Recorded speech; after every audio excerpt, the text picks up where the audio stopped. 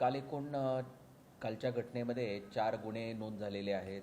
एक तर तो सुरुवातीला सकाळचा जो रांगोळीचा गुन्हा दाखल झाला त्यामध्ये 2 ॲक्युज्ड आहेत. त्यापैकी एक रासकर म्हणून जे ॲक्युज्ड आहेत त्यांना ताब्यात घेतलेला आहे, अरेस्ट केलेला आहे. त्यानंतर एक दुसरा जो गुन्हा आहे ज्याच्यामध्ये एका हिंदू व्यक्तीनं तक्रार केलेली होती की काही मुस्लिम लोकांनी त्यांना कोतवालीच्या त्या ठिकाणी धक्काबुक्की केलेली आहे. तर तो चावी बनवायला आलेला होता आणि त्या ठिकाणी तो घटना घडलेली आहे. तर त्याच्यामध्ये एक मुस्लिम व्यक्तीला जे आहे तर ते अरेस्ट केलेली आहे.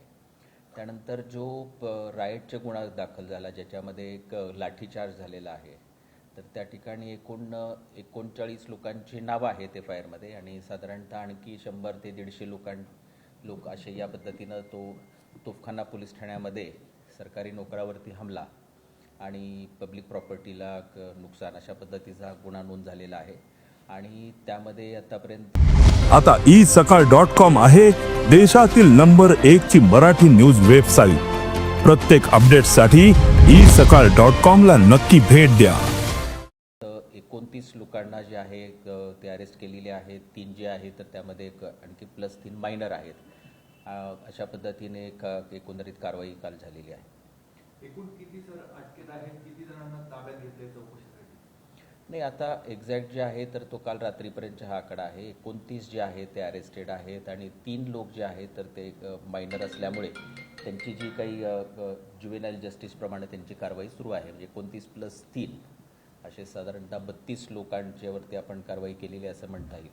बाकी एफ आय आरमध्ये ज्यांची नावं आहेत त्यांची 39 नावं आहेत आणि प्लस इतर अननोन की जे नंतर आपण CCTV बघून वगैरे आपण निष्पन्न करणार आहोत.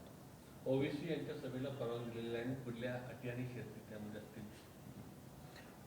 एक तर आज खासदार असदुद्दीन ओवैसी यांची अहिल्यानगर या ठिकाणी सभा आहे. त्या सभेला परवानगी देण्यात आलेली आहे आणि त्या सभेमध्ये सभेसाठी अटी शर्ती घालून ही परवानगी देण्यात आलेली आहे आणि त्यांना आम्ही नोटीस पण सर्व करणार आहोत. पूर्वीचे जे काही रेकॉर्ड आहेत त्यांनी जे ते वक्तव्य करतात तर त्या संबंधामध्ये आम्ही त्यांना काही म्हणजे त्यामध्ये नोटीसमध्ये पण आम्ही त्यांना हे सांगितलेलं आहे की जे एक धार्मिक तेढ निर्माण करणारं वक्तव्य त्यांनी करू नये अशा पद्धतीच्या ज्या काही कंडिशन्स त्यामध्ये आम्ही टाकलेल्या आहेत. सर काय नेमकी अटी शर्ती असणार आहेत, काय सूचना आहेत सभेच्या संदर्भात किंवा जे लोक जमतील त्यासाठी काही आपण वेगळे काही सांगितले का कोणापर्यंत? नाही, एक तर काय की सभा जी आहे ती मुकुंदनगर भागामध्ये आहे की ज्या ठिकाणी एक पटांगण आहे. त्या ठिकाणी म्हणजे जे सभेच्यासाठी आपण ज्या म्हणजे नेहमीच्या ज्या सूचना असतात त्याच जे सूचना आहेत ऑर्गनायझरसाठी सूचना दिलेल्या आहेत.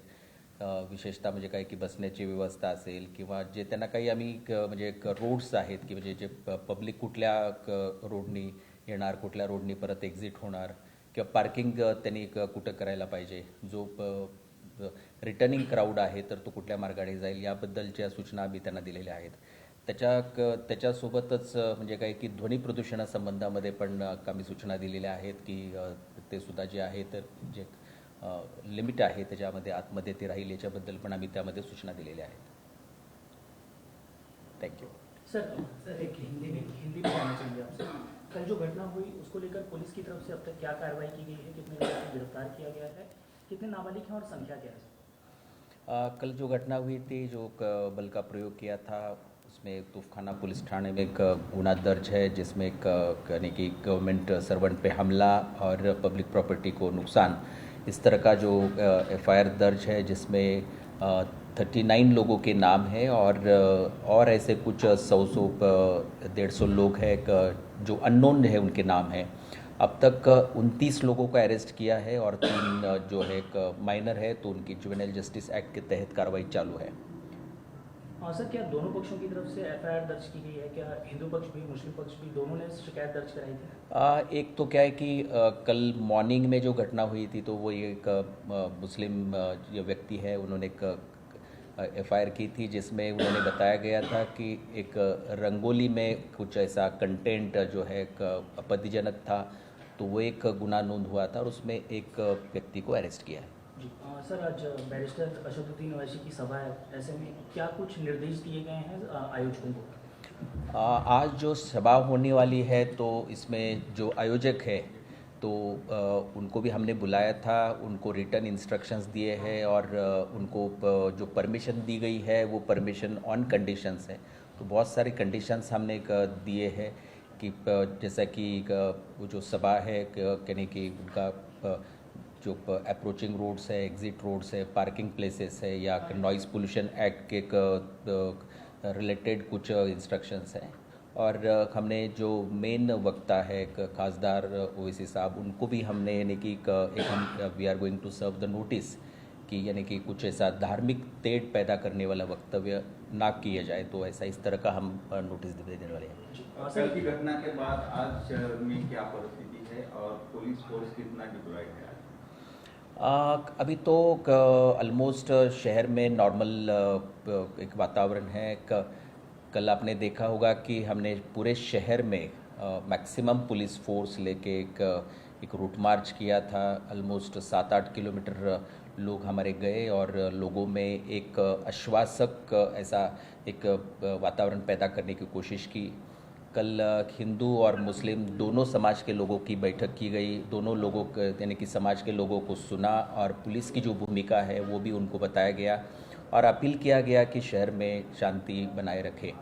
तो अभी पूरा जो मार्केट ओपन है एंड जो डे टू डे बिजनेस है ये यानी कि लोग उस तरह से हम देख सकते हैं कि जो वातावरण जो है एकदम नॉर्मल है। सर कुछ फोर्स मंगाई गई है, फिर बाहर से कुछ पुलिस वाले यहाँ जो नासिक रेंज के आईजीपी साहब है दत्ता कराले साहब, वो यहाँ पे है। तो कल उन्होंने बाहर से भी फोर्स जो है हमने उनको डिमांड किया था, वो भी हमें मिली है और वो फोर्स आज की जो यानी कि सभा वगैरह है तो उसके लिए सफिशेंट है। सर कितने पॉकेट्स में पुलिस तैनात की गई है और कितनी संख्या है?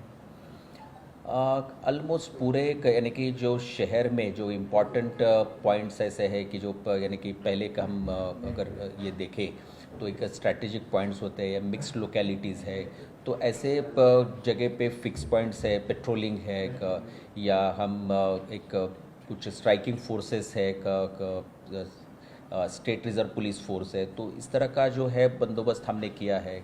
हम ड्रोन का भी यूज़ करने वाले हैं कि यानी कि ताकि और यानी कि प्लॅनिंग करने में या कंट्रोल करने में यानी की इजी हो। काल जी दगडफेक झाली यामध्ये पोलीस कर्मचारी 5 ते 7 जण जखमी आहेत, त्यांची स्थिती काय आहे? काय त्यांची स्थिती आता नॉर्मल आहे। त्यांनी लोकल ह्याच्यामध्ये हॉस्पिटलमध्ये औषधोपचार केलेला आहे आणि त्यांचे मेडिकल सर्टिफिकेट्स वगैरे प्राप्त झालेले आहेत। देश विदेशातील प्रत्येक घडामोडींचे लाईव्ह अपडेट मिळवण्यासाठी आता साम टीव्हीच्या सर्व सोशल मीडिया प्लॅटफॉर्मला लाईक, फॉलो आणि सबस्क्राईब करा। तसंच सर्व नोटिफिकेशनसाठी बेल आयकॉन प्रेस करायला विसरू नका।